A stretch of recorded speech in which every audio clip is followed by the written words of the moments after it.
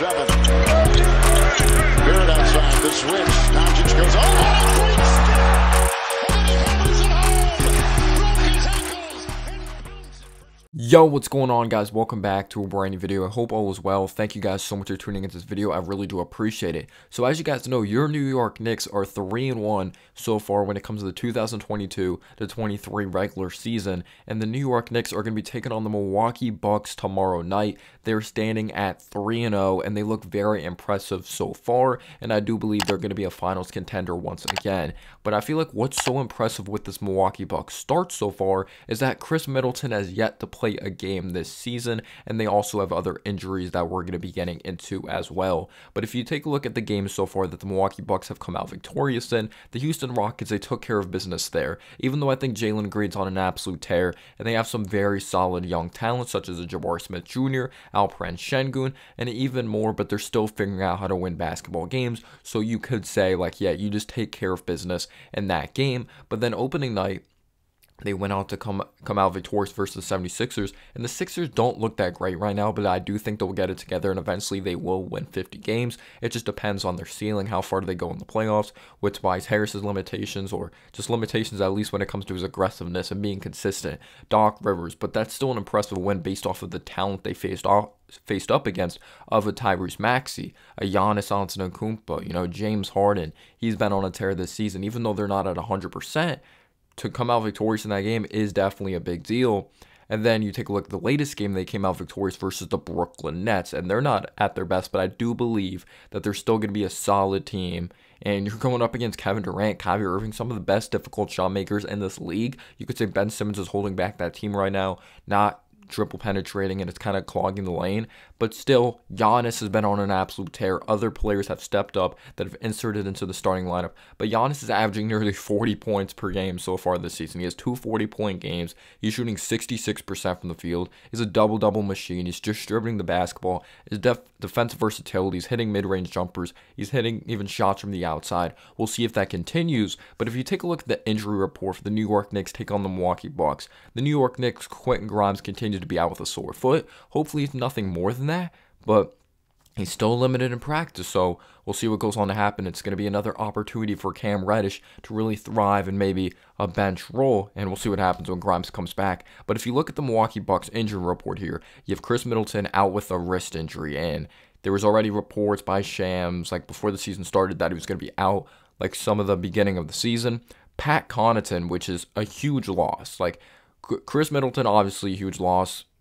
Good defense player, one of the best mid-range assassins in the league.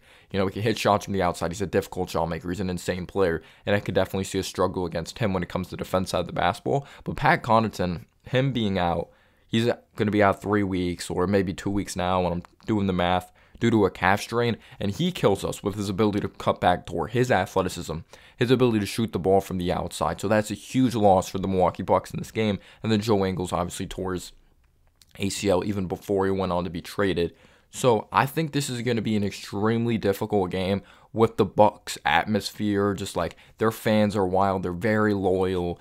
I do think Knicks fans are going to travel pretty well. Like Knicks fans always travel very well, but if you look at the Bucks starting lineup we're going to be going up against, Jrue Holiday's still healthy. He's there at the point guard position, but then you have Javon Carter at the 2, you have Grayson Allen at the 3, you have Giannis Antetokounmpo, and then you go on to have Brook Lopez, of course. So we're going up against a very unique starting 5, and they're going to lack some size there. And I want the New York Knicks to take advantage of it. Javon Carter, he gets up in your jersey. He's been like that since West Virginia on the defense side of the basketball, but he's only 6'1". So this is a rare occurrence that I like a matchup for Evan Fournier. I want Evan Fournier to utilize screens really hard. I'm not asking him to do too much off the dribble, but maybe some straight line drives sometimes if someone's not rotating over, he gets floaters up over a Javon Carter. Just don't try to do too much. I want the Knicks to continue to play within the flow of the offense, get everyone involved, so everyone's kind of in the flow of this game. But Evan Fournier knocked down their open threes because the New York Knicks are definitely going to have to knock down their threes in this basketball game. They really are. And Javon Carter, sometimes he's crafty and gets the rim sometimes. He's not going to put up crazy points, and he averages 22 minutes per game. He hasn't been getting like crazy starters minutes, so you even may see him in some rotations that are bench matches up against him, like an Emmanuel Quickly. I'm interested to see how that's going to go down, even to George Hill defending a Quickly when it comes to backup guards, because Quickly's been struggling at least consistently scoring the ball. It's very early on. But there's going to have to be an unpredictability to this game. But yes, the three-point shooting, our open shots from the outside need to go down. We need to execute on those because the Milwaukee Bucks have some very solid shooters. Drew Holiday, statistically, off to a terrible start shooting the basketball. The efficiency is really bad. Grayson Allen, a really bad start shooting the basketball. He's shooting overall from the field right now 20%. That will get better. But we know he has the touch from the outside, and Bobby Portis coming off the bench can hit threes. Brook Lopez is a threat to shoot the basketball as well. Even Giannis is getting to that mid-range shot. I'm not going to label him a shooter, but he definitely is improving when it comes to even like fadeaways, like that finals run. We saw what he is really capable of. We've always seen it. But this team can shoot the basketball. Wesley Matthews as well. This team is full of shooters. George Hill, 38% three-point shooter in his career. So we're going to have to close outside on the perimeter. We can't give this team second chance opportunities. But I want Fournier to just compete, be a solid team defender. And one-on-one, we'll see how he deals with Javon Carter's quickness. Because, yes, he's only 6'1", and Evan Fournier 6'7" and has the height advantage.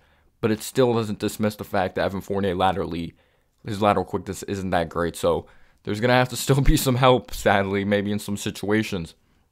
But moving on to the three position, R.J. Barrett going up against Grayson Allen. So Grayson Allen's off to a terrible start shooting the basketball from the overall field, if it's in the interior, if it's from the outside. And we know he's someone that's not going to consistently just wow you creating off the dribble or anything like that. But I want R.J. to just get up in Allen's jersey and make him feel uncomfortable. Don't let Allen get any confidence back, because Grayson Allen thrives off of confidence. He thrives off of getting in guys' head. And I want RJ to execute and play very well in this game, because Grayson Allen 6'4", RJ 6'6". He's labeled as 6'6", but he's stronger than a Grayson Allen as well. This is the game. I want RJ to work down the lane, but not just work down the lane. We know RJ can get to the basket, but finish at the basket, draw fouls, get Grayson Allen in trouble, chase him off the three-point line, and force him into very difficult shots if it's some weird, awkward push-shot floaters. And when you just take a look at it, RJ needs to just be more disciplined defensively. He's been very inconsistent on the defense side of the basketball. He needs to knock down his open shots. Like, we could talk about how we're not utilizing him properly in the offense, but no excuses. It's his 4th year in the league. He needs to hit open shots. Like, he just does. He needs to make the right reads. Nothing's there kicking outside of the perimeter. Don't try to do too much. And I don't think he's someone that worries about his stats, but just play within the flow of the offense. Obviously, drive to the basket when you feel you could drive to the basket, but just try to impact winning. That's my type of thing. Just let the game come to you, but just finish out the basket, get to the free throw line. He's knocking down his free throws. Just play discipline. Don't turn the ball over. We can't be careless with the ball, because we know this Bucks team with Giannis in transition is a freak show with his long wingspan, his athleticism. You can't turn the ball over against this team, and they may even try to pop it from the outside even in transition. We know today's NBA. Now, when you take a look at the 4 position, I'm going to be getting into my favorite matchup. Don't worry when it comes to starters. Julius Randle up against Giannis Antetokounmpo. Obviously, it's pretty much like prayers. Good luck, Giannis. Good luck, Randle. Giannis has been going freaking off. He's pulling up from mid-range. He's pulling up from the outside. He's shooting 40% from 3 right now. He could attack the basket. We know how much of a threat he is defensively. It may look like Randle has an open lane to the basket, or he's using his physicality, getting a solid shot off, but Giannis has some of the longest arms in the NBA. He's going to be able to disrupt passes. Randle continue to do what you're doing this season. Don't be careless with the basketball. Attack, go at Giannis, but make the right reads. Don't jump on your passes. RJ can't do that. No one can do that against this Milwaukee Bucks team, because if we turn the ball over, Giannis is going to take advantage of that. And Giannis is even a very underrated passer of the ball. So we're going to have to be in those situations that Mitch rotates over. We're going to have to take some risks in this game and try to bottle up Giannis and make him feel uncomfortable and frustrated. We know he's a strong dude, but that's one of the key ways to win. Because I remember when we came out victorious against the Bucks at the beginning of the season last season, the way we beat that Bucks team, even when healthy, I believe they were still fully healthy at the beginning of the season. It's a different team compared to now due to health-wise, is we bottled up Giannis a couple times in that game. We sent him to the free throw line, and that's been his Achilles heel, the free throw line. So if he goes in the paint, don't, like, let him feel it a little bit. I'm not saying to knock him on his ass or anything like that, but we can't be soft. When Giannis is going up, you need a hard foul, obviously not like flagrant or anything like that, but just let him earn it at the line. Just let him know that you can't come in the interior. Mitchell Robinson, how's he going to replicate a 6-block game? Is he going to be disciplined? Because you're going to have to deal with Giannis, you're going to have to deal with Brook Lopez. Those are going to be both of his assignments there. But Randall, if he's going to take shots from the outside, I want it to be within the flow of the offense. I want him to attack when there's open lanes. I want him to make the right reads. And I love that we have level-headed Randall at the beginning of the season at least. Hopefully it goes on for all 82 games of basketball. But Randall there, he's going to be there mentally from a competitive standpoint. And I do believe he's going to make Giannis earn his buckets. But Giannis is just so freaking good that we'll see what goes on to happen with his long strides. We just can't turn the ball over. We got to be disciplined because one of our things is we're pushing the pace. We're playing out in transition. But then they have a guy named Giannis that just thrives in transition. But Mitchell Robinson versus Brook Lopez. Mitch just came off of like 2 very solid games. And how was Mitchell Robinson going to box out in this game? Brook Lopez, a veteran, older player, but still very damn good. Playing for the New Jersey Nets, eventually became the Brooklyn Nets. All-time leading scorer for the Nets. He may still be. And then, obviously, now a member of the Milwaukee Bucks. Brook Lopez is an interesting talent because he is strong as shit. So Mitch is going to have to be a beast on the boards, box out, be physical. We know he's a great offensive rebounder, but he needs to just come down with those solid defensive rebounds. We can't allow second chance opportunities versus this Bucks team. They're going to execute on that. They're okay with overcoming adversity. Like, nothing really phases this team. And Brook Lopez isn't afraid to shoot it from the outside as well. And I'm glad we have a versatile defender of Mitch that's light on his feet outside on the perimeter. We'll be ready for that. But will he be disciplined versus a Brook Lopez, someone that's really strong? I feel like Mitch kind of struggles with these types of bodies or these types of assignments, like these experienced type of players. And I'm actually afraid how Mitch is going to be offensively in this game. I don't expect a huge offensive game due to his lack of creativity or lack of versatility on offense because you have Giannis's long arms around the basket. You have Brook Lopez's long arms around the basket. One of the game plans is obviously to shut off those alley-oops, and they have the personnel. They just have the physical tools to really disrupt Mitchell Robinson in the inside. They're going to try to probably get him to the free throw line, or they're going to try to get him into foul trouble as well and really attack him because I know, like, as much as I like Isaiah Hartenstein, he can't really keep up as much outside on the perimeter like a Mitch, maybe, if they try to drag him outside of the perimeter, you know? So Mitch, I just want to be mentally tough. I want him to be disciplined in this game. But my favorite matchup, starting point guard position, is going to be a true test or a great test for not Jrue Holiday.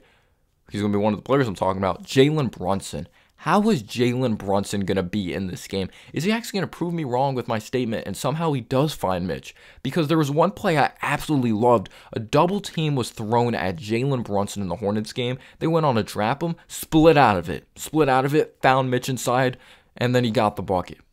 Jalen Brunson has been brilliant, but now he's not going up against Dennis Smith Jr.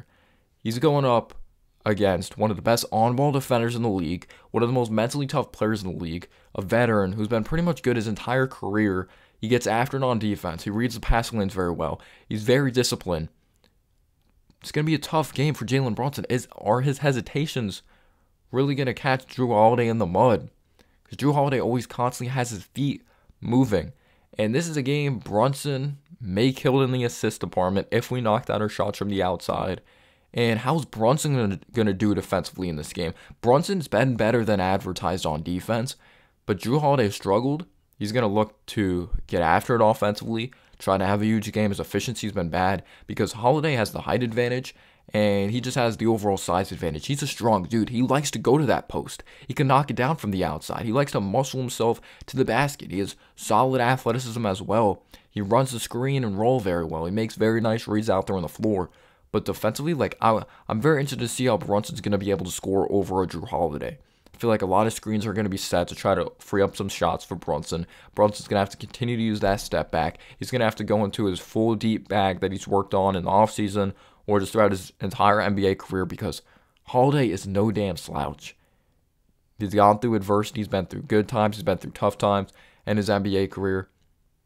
I'm just very interested to see how Brunson's going to go on to attack a Jrue Holiday. There's gonna have to be a lot of unpredictability with the long arms when it comes to this Milwaukee Bucks team. But it's gonna be very tough. Then you look at the bench.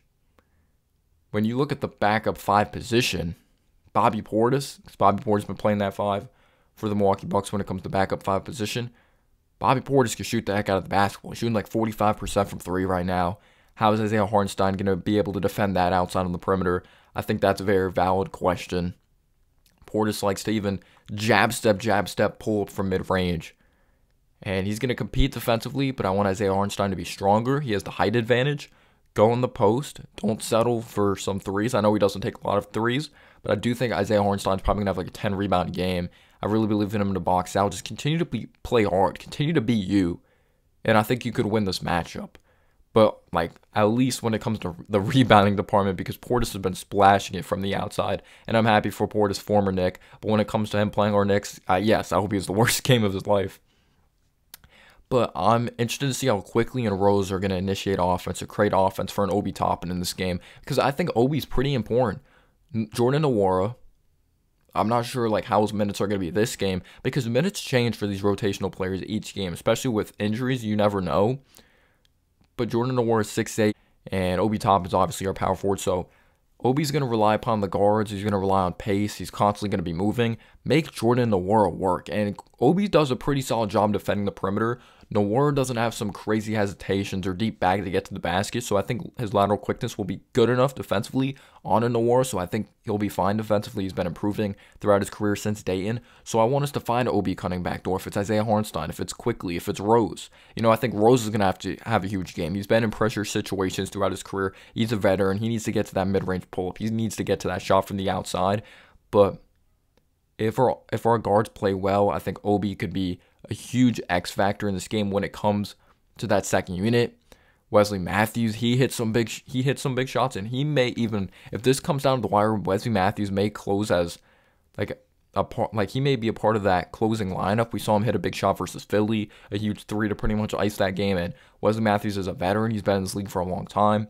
Decent defender, could shoot it from the outside. Cam Reddish, how's his energy going to be up against him? I want Cam to drive on him. Recognize, yes, Wesley Matthews is a solid player. He's more established in this league than me, maybe. But I have this athleticism. I have this quickness. Let me work down the lane. Let me not settle. These are my minutes right now. Grimes is my teammate, but these are my minutes. This is my time to prove myself.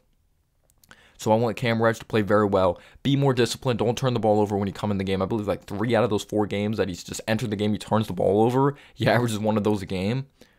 But I want him to just play mentally tough. I want him to just play smart out there. And then you look at the backup point guard position, like George Hill gets some solid minutes as well.